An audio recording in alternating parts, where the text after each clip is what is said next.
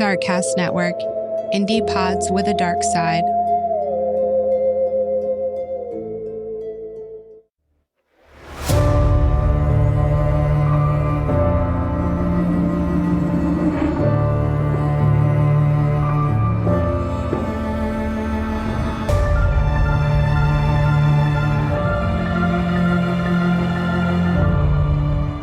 Hello, welcome back to your favorite podcast, Fuck That, and your favorite podcaster.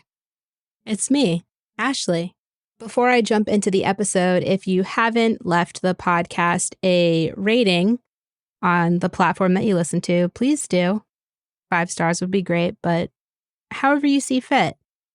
I got a 1-star review this week, and you know what? I'm going to tell you what, it really chaps my ass. But I'm not going to cry myself to sleep over it because I already have a lot of other things that I do that for in life, so I don't need to add on to that list. But yeah, leave me a review. It doesn't have to be 5 stars, but if you like what you hear, leave me a little something, something. All right, now I'm going to jump into the episode. I don't think I've actually shared this detail about myself on the podcast. I've posted this pretty anonymously without any details for a while, but now I'm getting a little bit more open and accepting the fact that maybe somebody will find me and kill me. But I was a former Vermonter, and so I wanted to bring it back to my former stomping grounds. So today I'm going to take you on a trip to Vermont to a place called the Bennington Triangle. And this is a land where the rules of the ordinary do not apply. This is a place where eerie mysteries lurk within the forest, and the unexplained reigns supreme.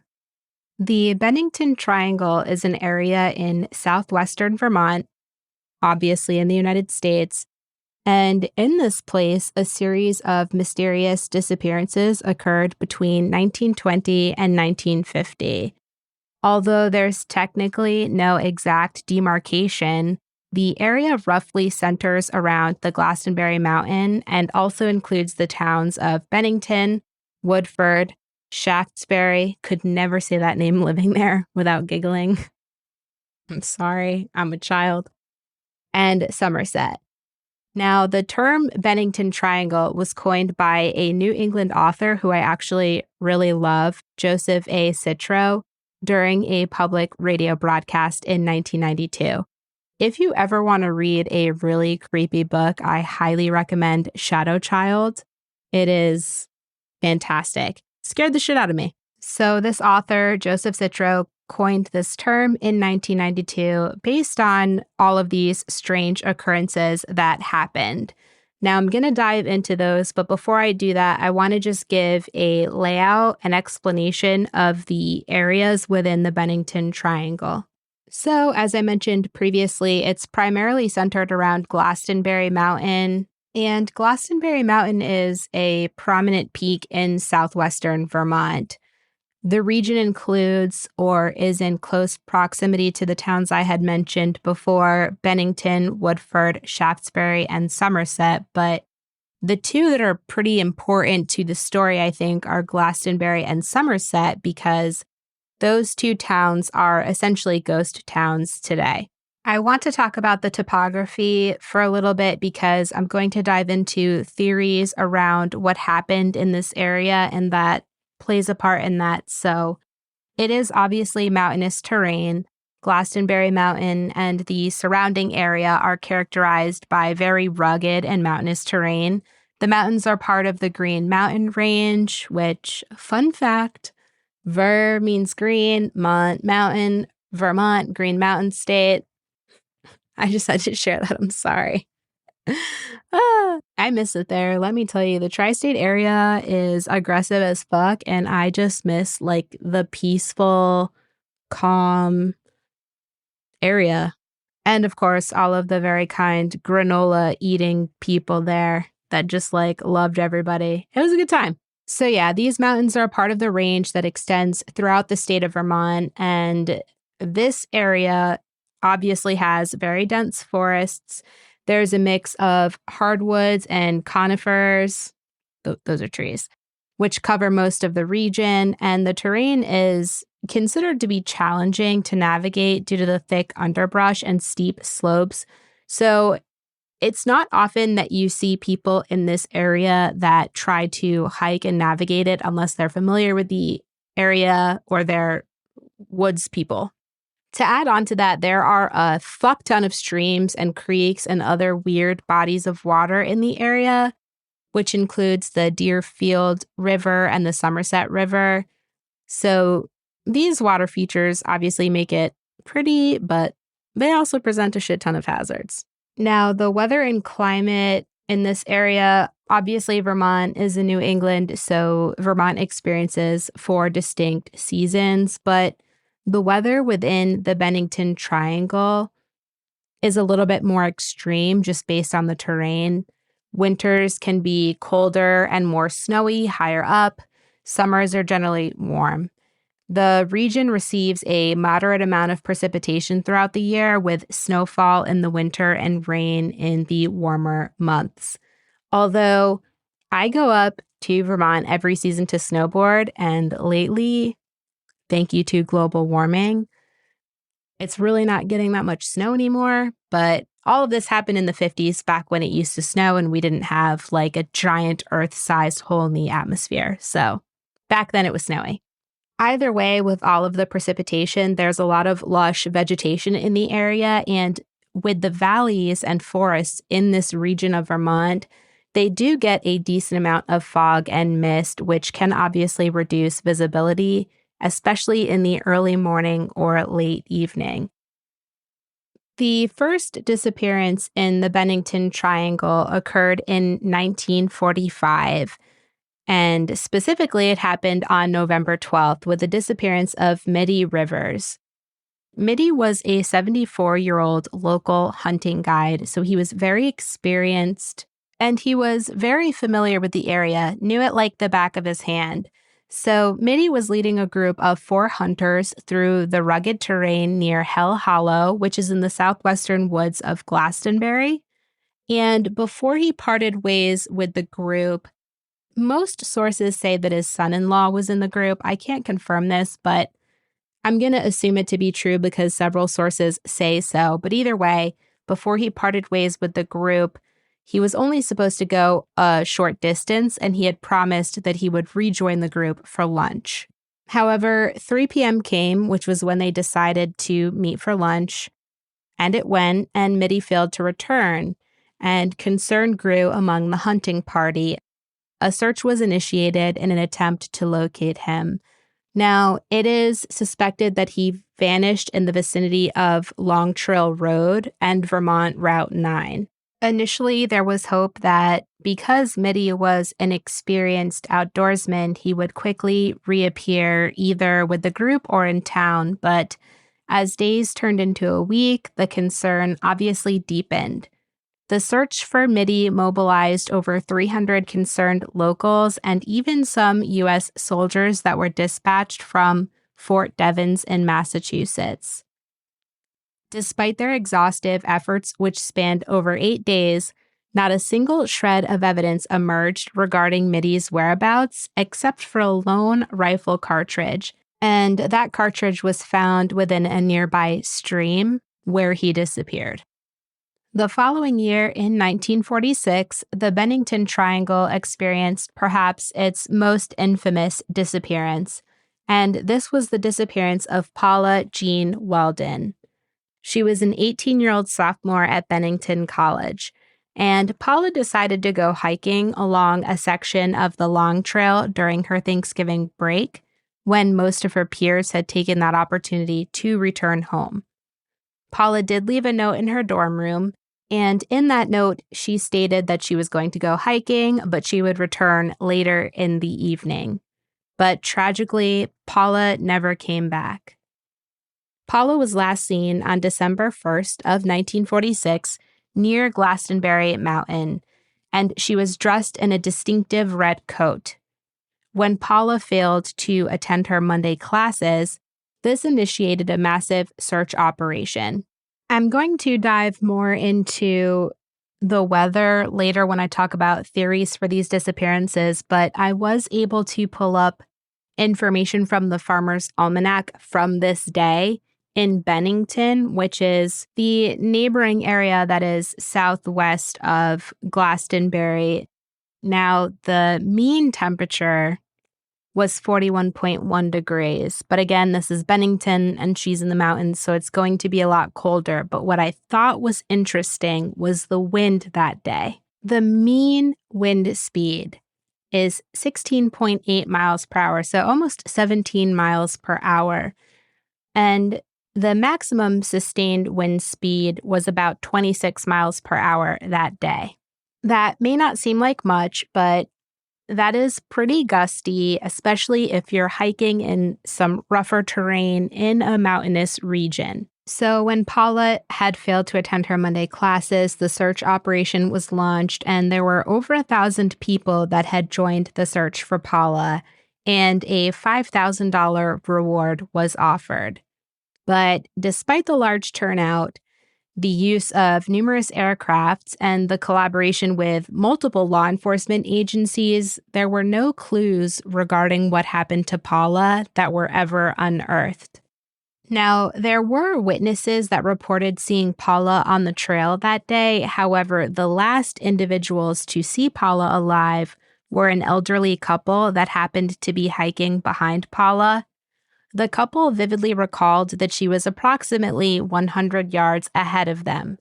But when they eventually reached the spot where Paula should have been, she seemingly vanished into thin air. Paula's disappearance did lead to the founding of the Vermont State Police, which obviously did not exist at the time, but to this day, Paula's case remains open and unsolved.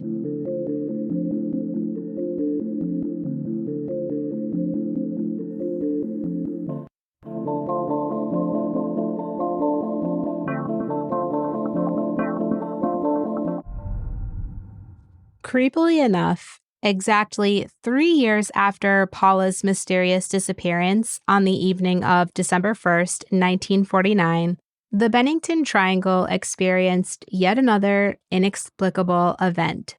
James E. Tedford, a 68-year-old World War II veteran, boarded a bus bound for Bennington after visiting relatives in St. Albans, Vermont. I fucking hate St. Albans. I'm sorry if you're from St. Albans. I have friends in St. Albans, and it is just like so out of the way. And from Bennington, it's even farther. That is a long, long bus ride. I will share this one fun St. Albans fact because it's probably the only fun St. Albans fact, and it's about the movie Super Troopers. If you haven't seen it, go watch it. Right meow. You'd only get that if you've seen it. No, but really, turn the fucking podcast off and go watch it because it's a really good movie. But anyway, it's about Vermont State Police, and the barracks are supposed to be fictitiously depicting St. Albans, and I feel like that implies all you need to know about St. Albans, right meow. So James is taking a bus from St. Albans, Vermont to Bennington, Vermont. And what's odd about this is that numerous eyewitnesses, including the bus driver, confirmed that James was on the bus until his last stop, which was the bus's last stop before Bennington. And a lot of the people that were on the bus stated that they explicitly interacted with him. But when the bus reached the final destination, James was nowhere to be found. He disappeared from inside of the bus, inside of this moving vehicle. And this left the passengers and authorities creeped out and fucking baffled. On the vacant seat next to him remained his luggage and an open bus timetable. And so James's vanishing act was another really weird example of people vanishing into seemingly thin air in the Bennington Triangle.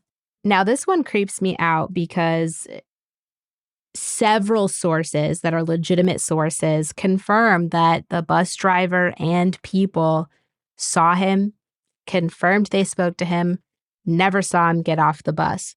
Now, sure, it's plausible that he could have just snuck out of the bus when nobody was looking, but I feel like there probably weren't a lot of people on that bus and it would have been noticeable. And surely somebody would have noticed if somebody just exited the bus with their luggage just left on the seat. So it's just really bizarre to me that somebody just vanishes into thin air on the bus. This one gives me goosebumps. Not even a year after James Thetford's disappearance on October 12th of 1950, these disappearances continued, but this time it involved 8-year-old Paul Jepson. Paul was happily playing in his family's pickup truck while his mother attended to pigs at a nearby dump, which I think was part of her job. When she returned to the pickup truck, Paul had inexplicably vanished without a trace. Now, the search for Paul involved hundreds of people, and even a New Hampshire sheriff brought in a bloodhound to track Paul. The bloodhound did pick up Paul's scent, but Paul's scent was abruptly lost at a crossroads, which implied that there could have been an abduction by a passing motorist. However, as the case unfolded, there were a lot of unsettling details that emerged. And I think the one that got regurgitated, for lack of a better word, the most was his father's interview with the Albany Times shortly after his disappearance. Now, I'm trying to think that back in the 1950s, religion was a lot more prominent in the United States. I know that in Vermont, outside of areas that are a little bit more progressive, like Burlington, religion is still very much a thing. So I'm trying to put myself in that headspace and not judge as I'm reading these facts, but a lot of people that commented on this case really honed in on the fact that there was a strange supernatural occurrence that was behind this. So when his father had a discussion with the Albany Times, he said that leading up to Paul's disappearance, Paul was obsessive and captivated by the mountains. Mind you, he's 8. In the days leading up to his disappearance, he did not stop talking about them. And it felt like the sentiment was somewhat divided. You either had people that fully bought into this idea of supernatural occurrences, but then you also had people with this disappearance that were concerned with the fact that something more tethered to this earth was probably more likely at play, given the bloodhound tracking scent to that road. And people were kind of put off by that interview from the father in the Albany Times. But there's no evidence that his parents were involved. And I think when you have the disappearance of a child, it's important to try to not hone in on the parents, as easy as it may be. There's really no evidence that they were involved, either the mom or the dad. But however you look at it, I do think it's interesting to think about that article because who knows? The father could wholeheartedly believe that there was something supernatural at play. And for all we know, perhaps Paul really was captivated and enamored by these mountains leading up to his disappearance. We will sadly never know. Shortly after Paul Jepson's disappearance on October 28th of 1950, Frida Langer was hiking along with her cousin Herbert Elsner and a friend in the vicinity of the Somerset Reservoir, which is at the center of the Bennington Triangle. As they began hiking, there was an incident that nobody could have predicted when Frida slipped and she ended up falling into a stream, which caused her clothes to become drenched.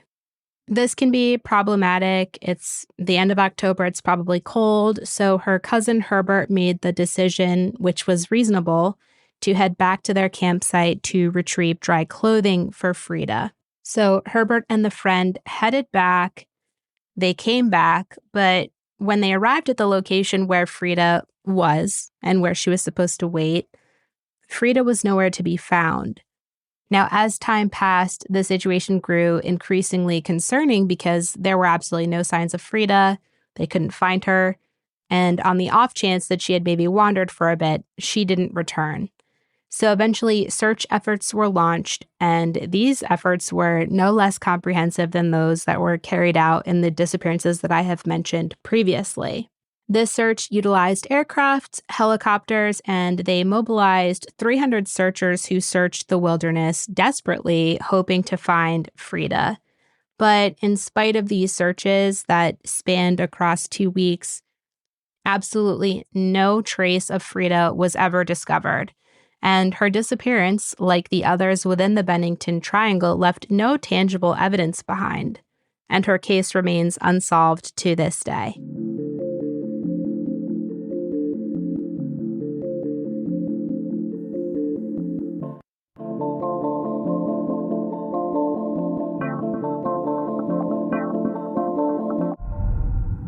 What makes these disappearances really odd is that they all occurred within this small geographic area, the Bennington Triangle, and they occurred within a relatively short span of time.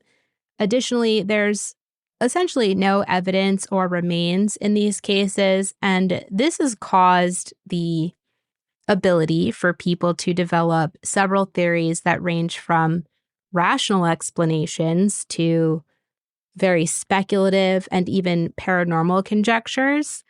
And a lot of these theories involve extraterrestrial forces. So I'm going to dive into these theories because it's spooky season and why not? Now, the theories that are most tethered to reality, in my opinion, are natural causes. In my opinion, these are the more plausible theories, and these suggest that a combination of things could have led to these disappearances. Except for Paul and James, I've got nothing for those two, honestly. But you have rugged terrain, weather conditions, and local wildlife that could very much be responsible for these disappearances. Glastonbury Mountain and its surrounding areas are known for sudden and intense weather changes and rough, very densely wooded landscapes. So there's one theory that involves microclimates, and these can often exist in mountainous areas. These microclimates involve intense and sudden temperature drops, unforeseen fog, and other phenomena that can cause disorientation and hypothermia for people that are in those areas. Additionally, these areas have caves, some of which are largely unexplored to this day, and those could serve as death traps. Why did I use the word death trap? I'm sorry. I didn't know what else to call it, but seriously, caves are literal death traps sometimes. Miss me with that shit. You couldn't pay me enough money to spelunk. There are also some theories that there are underground rivers that could sweep away remains. I cannot find any information on that, so it's a theory, but I don't really know anything about underground rivers in the area. But the topography of the area is particularly challenging. You have these caves, a lot of loose rocks in the area, thick forests, and these sudden weather changes. So it's easy, I think, for even an experienced outdoorsy person to lose their way. Maybe they suffer an injury or they succumb to the elements. Now, there's another hypothesis that I read that some people believe that there's quicksand-like bog areas. I have not found any record of that existing anywhere in Vermont, so I'm just going to skim right over that, but just know it is a hypothesis. Now, there can be, however, really intense and thick mud, so I guess that could obviously pose dangers in and of itself, but that's very different than quicksand. Now, relating to Paula, she was the second person that I mentioned. There were a lot of sources that said that she was not adequately dressed for the harsh conditions. Whether that's true or not, I can't confirm. Like I mentioned earlier, she was wearing a red jacket. It doesn't really specify what kind of jacket that was, but a lot of people theorize that Paula could have potentially fallen into a cave or perhaps died of exposure. There are a lot of studies and scientific examples on how extreme temperatures can affect cognitive function. And this can therefore increase the likelihood of poor decision making in survival situations.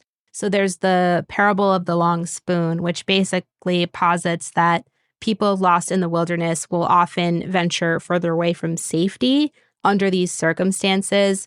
So that's a possibility that could have happened to any of these people that disappeared while hiking under these circumstances. One of the darker theories is that perhaps some of these disappearances were because of human intervention, be it via crime or foul play, when these disappearances occurred. And I think it could specifically apply to Paul Jepson, that perhaps these disappearances were the work of a serial kidnapper or murderer. And this theory posits that there could be an individual or group. It's probably an individual. Most people like this do not work in a group. And I'm not saying this is even the case, but they believe that somebody or a group were deliberately behind most of these, if not all of these events. It is plausible that somebody could have taken advantage of the remote settings to commit these crimes, knowing that evidence and perhaps bodies would be hard to locate. A lot of people really apply this to Mitty, which I think is interesting, instead of Paul, who was a child, and there was a scent that led to crossroads. But a lot of people think that this applies to Mitty because he vanished during a hunting expedition. And they think that because he was an experienced woodsman, he was probably a victim of foul play. But there's no evidence to support this, and I'm less inclined to believe that that's the case, just because I feel like he's on a hunting expedition, he's armed, and he's experienced. He was older, but I don't know. I'm just not sure that I would apply this to that specific case. I would be more inclined to think that perhaps that happened to Paul Jepson, who was 8 years old. But my opinion doesn't matter because I don't know shit. What is interesting, though, when you're considering this theory is that there are a lot of serial offenders that are known for hunting grounds. And the first one that comes to my mind, and I hate talking about him because he actually committed one of his last crimes in Vermont, not too far from where I used to live. And that is Israel Keyes, who in my mind is one of the most prolific serial killers. That dude scares the shit out of me. But he used wilderness and his expertise in knowing how to live and exist in the wilderness to his benefit. He would have kill kits in the wilderness. He would stalk in the wilderness. He would find people, either singular or maybe a couple in the wilderness, and he would use that to his advantage. Israel Keyes did not exist at this time. He was not alive. But there are serial offenders that do utilize terrain like this for their benefit. And when you're considering the Bennington Triangle, it has a very low population density and a very challenging terrain. So I guess it could be an ideal location for such activities. But there is absolutely no evidence to support this. And this is simply a theory.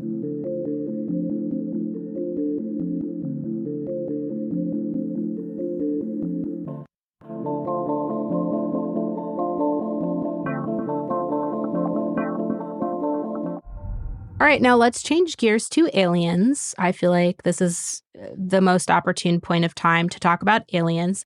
So there's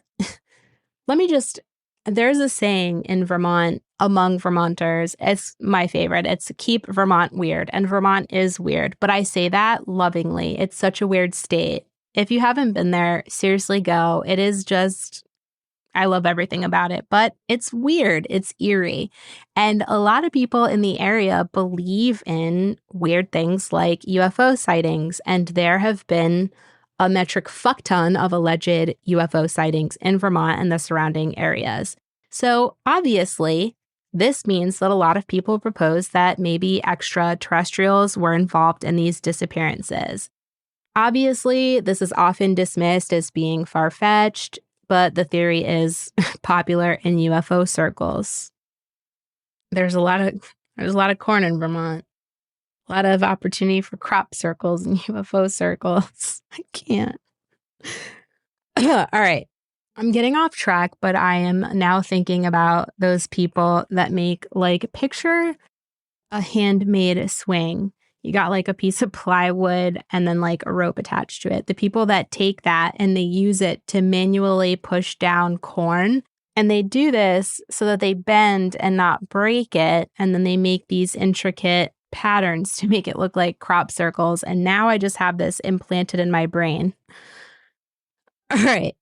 Although, to be fair, apparently we're just openly talking about aliens and the fact that they're real. Who knows if this is legit?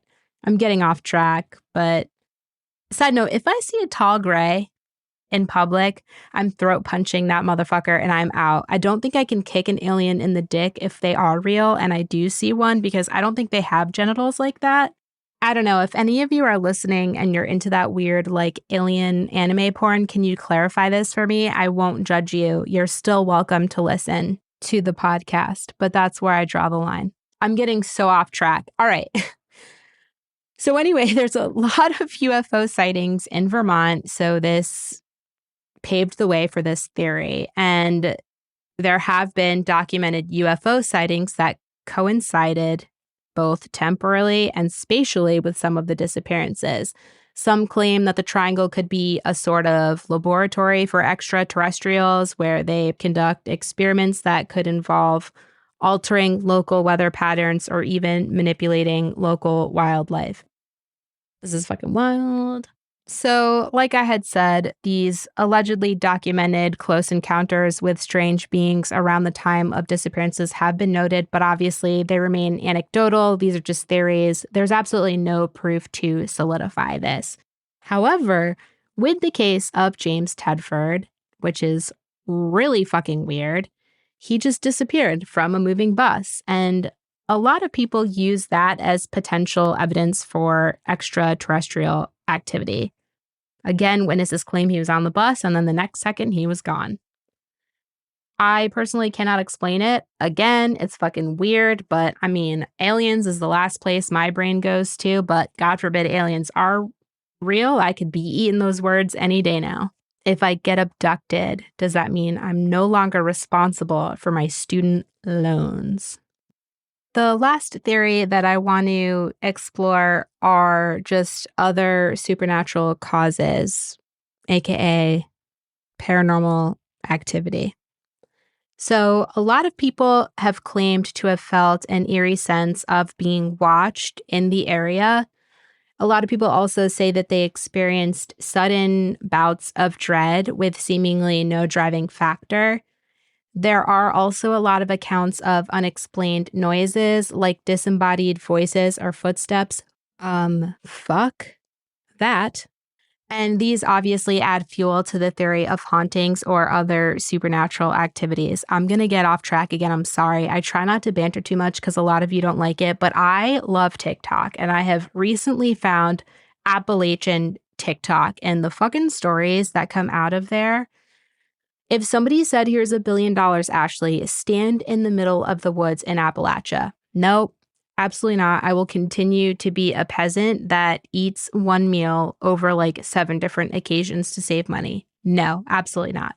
But one of the things that they talk about in Appalachia a lot are these voices that don't belong to a body, but they'll try to imitate a real person's voice.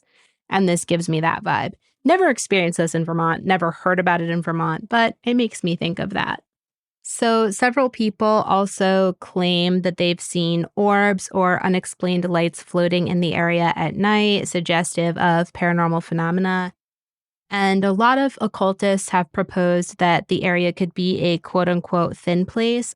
I have no idea what this is, but apparently it's where the veil between dimensions is unusually permeable. If that's the case, let's just leave it there. I don't want to explore that. I will say a lot of people say Vermont is super haunted. Obviously, there's a lot of structures that are old as fuck. One of the things that I think is really cool about Vermont, not necessarily creepy, is there's an exceptional amount of covered bridges for some reason. One of them, maybe I'll cover this in like a bonus episode for Halloween because I typically I don't know. I don't believe in paranormal stuff, but I find it very fascinating. And I also will not mess with a Ouija board in a cemetery. So call that what you will. I don't want to fuck around and find out, I guess. But I did go with a friend to Emily's Bridge, which is known to be one of the most haunted places in the country. So maybe I'll talk about that in a bonus episode. And it was really creepy. And there were a lot of really weird sounds. And I don't get scared easily, but I was like, let's fucking go. And my car wouldn't start for a little bit. So I don't know. This is in a completely different area. It's outside of Stowe, but I don't know. Maybe there's some weird shit going down in Vermont. Maybe we got some tall grays, some UFOs, some paranormal activity that I don't know about. To this day, connecting the dots between all of these disappearances has been a formidable challenge. There are known similarities among the well-documented cases, but they're limited. So we have the close proximity of the vanishings, all within the Bennington Triangle. What's weird is the time of the day when most were last seen, which was between 3 p.m. to 4 p.m., and also the time of the year when these events unfolded. All of them happened within the final 3 months of the year. But there's really nothing else other than that, and with little concrete evidence to guide the way, paranormal theories have taken root, offering an alternative perspective. So for those that are intrigued by the supernatural, these theories find resonance in the more recent peculiar occurrences within the Bennington Triangle. And like I mentioned before, these incidences might include eerie voices. There have been some topics of interrupting dead air radio, sightings of mysterious and shadowy figures, inexplicable navigation anomalies, and other tales of planes that have inexplicably met their doom in the area. But in the end, the Bennington Triangle still remains a puzzle. It's a mysterious boundary, perhaps between the natural and supernatural, and where that boundary blurs.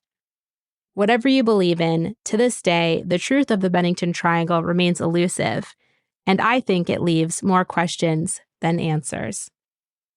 Whew, I'm going to sleep with a nightlight on tonight, everybody. If you liked what you heard today, please subscribe. Leave me a rating. I have a couple thousand subs, like 5,000 of you across my platforms, and I think I probably only have less than 100 ratings. Please, just send me just give me a rating. Hit a girl up. Like my shit.